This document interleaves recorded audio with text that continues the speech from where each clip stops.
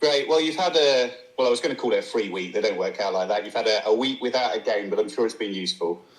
Yeah, especially after a fairly busy start, I think it's been helpful for us to be able to hopefully recharge a little bit, but also spend a bit of time preparing well for this game. And knowing that we've got a bit of time between this one and the next one is probably, well served for some that need really extra work. The boys have worked hard this week so far in quite hot conditions as well, so it's been a lovely week. But yeah, it's allowed us to get some good work in before the game at the weekend. Obviously, we train today and tomorrow. I'm really nailed down on a bit of detail for the Orient game. This meeting is being recorded. But in the end, it's we're in fairly good nick, fairly good health. I think everyone's enjoyed having a couple of days where you aren't really focused on the game, because the initial period of the season has been fairly busy, and that sets us up nicely now for a tough game at the weekend.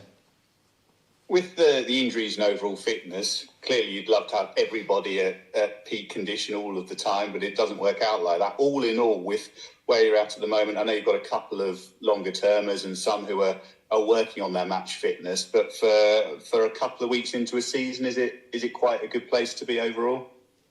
Well, I think the new lads have settled well.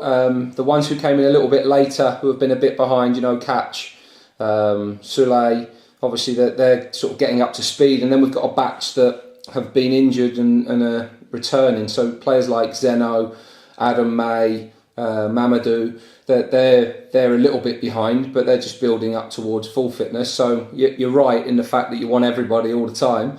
Obviously, we've had a couple that have dropped out in Sakes and in Jordan, so ideally we'd have them fit and available, but that isn't the case at the minute. But everybody else is doing well and is looking in good shape. So hopefully, as and when those others catch up, and one or two that are out for a bit of time are back, hopefully we'll be in a strong position.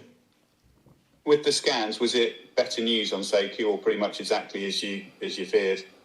Yeah, it might be better than I feared, but it's still not great. We won't have him for a couple of months, probably 7 or 8 weeks until we see him back on the pitch from this point. So yeah, for us it's a bit of a blow because he's done so well at the start, but it just gives others opportunities, and it's one of them that he might be able to shortcut that and get some time back. But when it is a hamstring injury like his is, you have to be very, very careful, especially with the sprinter types that towards the end of range sprint stuff that takes a bit of time to get there. So he's working hard on his rehab, disappointed, but supporting the team and doing his bit to be ready for as and when he's back available. But it was sort of an 8-week period probably from the time of the injury, so all being well, we'll see him in 6 or 7. With Adam May, how important is patience, in that by the time he comes back, it's going to be more or less a year on the sidelines? That's a long time to be out. I know it will change from player to player, but what are your expectations for him? Well, he's only just started back with the team fully in full contact, so he's a few weeks of training yet to firstly get sharpness and confidence and fitness and things like that. Obviously, the boys that have been through the whole pre-season, he's almost got to try and get that in and around the sessions and the games that we've got, but he's got to try and get himself back as soon as possible to a position where he can contribute to matchday squads and be able to be confident to go on the pitch and make a difference and help us win games. So we know Adam at his best is a really, really good player, and it'll be great to have him as an option, but we're a few weeks away from that at the moment. But as and when he does come back, his aim will be to drive the competition in that area of the pitch. When everybody's fit and available, I think we're really strong in there. But it's getting to that point, and that's a little bit away at the moment. With Will Mannion, what's the story with Will at the moment? He had a tight hip flexor, so it was something that he picked up really in the Sutton game when he had to kick the ball 4,000 times over a big distance. So that played up a little bit, and it's been stop-start since then. The best course of action really is to just take a step out. So he's not training at the moment. We hope he'll be back available to play in and around the time of the trophy competition, so in the next couple of weeks. But he's not training this week. He might integrate a little bit back next week, but it just needs some time to settle down. It's sort of a kicking mechanism really, but hopefully that settles quite fast. Yeah, so a case of, I'm sure from his point of view, he'd love to be ready for the trophy game. Just looking at the matches, the performances as a whole so far, presumably one of the things that will have really impressed you. Certainly from the outside looking in, it's been really impressive. The level of consistency, both within the games and game to game as well. Yeah, I think the performance levels have been good in what have been fairly different games. They might not always maybe have looked like that from the outside, but the way in which we had to go about things, or the team set up and things, I think we've shown a real good coach ability to adjust to different scenarios and different games. I think that will be the test this weekend and moving forwards. And certainly in the early stages of the season, you're laser focused on yourselves and you haven't got a huge amount to go on with the opposition because they haven't got a huge batch of games behind them. But as time goes along and we get clearer in our way of doing things and better and stronger, and other teams understand us and they're able to try and pose us some challenges, they're all the learnings that are ahead of us for sure. But I really like the consistent level that we've found so far. The performances in that sense have been good, but that's simply driven by work ethic, mentality, attitude, things like that. That's the consistent stuff. So for me, consistent behaviours every day, driving standards. The only way you become a consistent team is be good the next day, and it's trying to put good days together, and that might turn into good games and so on. And we know that there'll be bad results and bad performances along the way because that's the nature of a football season, but hopefully we can find a level that shows what we have so far in the first 3 or 4 weeks more often. And some nice individual moments in games. A good example would be half-time with Bristol Rovers at the weekend, where you're already playing quite well, and you're perhaps as a fan sitting there thinking, what will Bristol Rovers offer in the second half? And then you guys have managed to step on it and take it to another level. Yeah, look, it's always that, isn't it? Sometimes half-time helps you, sometimes it hinders you, sometimes it comes at a time when you really need it or you don't want it. You can have a lovely idea of what you want to do in the second half, but there's another team down the corridor that are trying to plan the same thing. So sometimes it will go in your favour, sometimes obviously not, but it certainly went. I think how we've come out in most second halves actually so far has been very good, and we've stepped on and took control of games quite well. So that's the challenge all the time, really, to try and make sure that those moments allow us to review the first half, but more importantly work out the plan of how we can go on and win the game in the second half. And that's been a strength so far in the opening few games. Probably a sense with Orient that they just haven't got going as yet. Having 3 of the 4 away from home may have made a difference as well, but still finding their feet.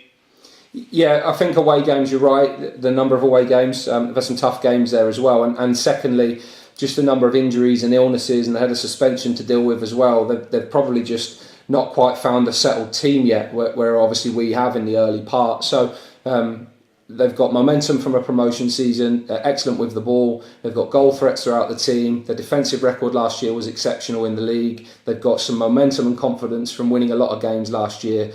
So yeah, it'll be a really tough game this weekend, and as 1 or 2 start to come back for them, I'm sure we'll see stronger results than maybe we've seen, but the performances have been good in the main that they've played as well. So I know we're in for a really tough game this weekend, and we'll have to be at a really good level to make sure we get something from the game. Brilliant, that's great for me. Hi Mark, just on the transfer front, are you close to making any further signings? We're not at the moment, mate, no. No further update you can give on that at all? No, we're still looking to do the same as what we said last week, but there's no news at the moment. So hopefully we'll get. Obviously, we've got till next Thursday, I think it is. So we'll have something before the window, but there won't be anything before this weekend. No worries. Just on the other side of things, in terms of potential outgoings, I remember at this time last season you were saying how you're having lots of interest in your players. Has that been the case this year, and have you had any bids for any of your players so far this window? Oh no, I wouldn't expect there to be either. I mean, it's a new group of players that have been here 2 months, so I wouldn't have thought anyone's caught the eye that much that someone wants to buy them. So yeah, no, we don't expect that. Just on the contract side of things as well, you've had a few 6 new signings, obviously 5 of which you've brought in for a year. I just wondered why that's been the strategy this year, to bring players in on shorter deals. Yeah, I mean, it's not always our strategy, to be honest. If players only want to sign for a year, that's fine. I think a lot of football clubs are a bit frightened of it, because you know there can be a turnover quite quickly if players do well and move in a year's time. That's fairly obvious. We've seen that ourselves. Promotion season, a lot of players are on 1-year contracts. The season that we came up, a lot were in the last year of their contracts, wouldn't sign. But it doesn't really bother us. Like, how long you're here doesn't really matter. What you do while you're here does. So if in a year's time, lots of our players move on to bigger and better things, what a great reputation we've got. Come here because you do well and get better, move on to better things. That's fine. That's a good reputation to build. And if we're successful, we'll just keep building successful teams as often as we have to. That's the aim for all of us. So sometimes that will be with continuity. Some of those one-year contracts will stay, there's no question. Some will move on, I'm sure, because that's the way it goes. But the strategy has been sign experienced players at this level. That is the absolute that we've wanted to do, and we've done that. And we're absolutely willing to negotiate on the length of time those contracts are to achieve that. So the length of contract wasn't number one for us this summer. Just on the injury front, have you got the same level of availability as you did for last weekend? Yes, correct. Yeah. And have you got an update, a timescale at all on Brandon Hornstrup yet either? Brandon's at St George's Park again this week, so it's his second sort of follow-up there, which is brilliant for players when they're out for a long period of time, change of environment, and they end up being with players from other clubs that are out long-term injured from different levels, so that can be really helpful. So off the back of this week, we hope to be able to up his training levels and see where he's at. So hopefully next week when he comes back and gets the report from there, we'll be a little bit clearer as to when he can start full training with the team again. Great, thank you. Just one from me, Mark, on the forwards with Bajiri coming back and looking sharp, and with Gassan, I think they've got 5 goals between them. How pleasing is it to have that competition up front? And with Bajiri, you're having to manage him a bit carefully given all sort of the problems he had last year? No, he would definitely say not. He's put himself in a brilliant position. He's ready to play, no question. I mean, you're always mindful with any player, I think, in terms of how much they do in succession or consecutive games, but he's absolutely ready to play and contribute. So there's a nice competition there between those two. And I think for them, they'll say scoring goals is their bread and butter and what they get judged on quite often. So confidence for them is great, but in both senses, we're really pleased with what they're offering us. They'll both play a lot of football this year, there's no question. And that will flip-flop, I'm sure, between who starts, who finishes. But in the end, their job is to be brilliant when they play and accept when they don't and be ready to contribute. And they're doing that very well at the moment. So hopefully that can continue. We've got a very, very small sample size that we're going off so far. And we need to maintain that for 10 times the level of time that we've done it so far.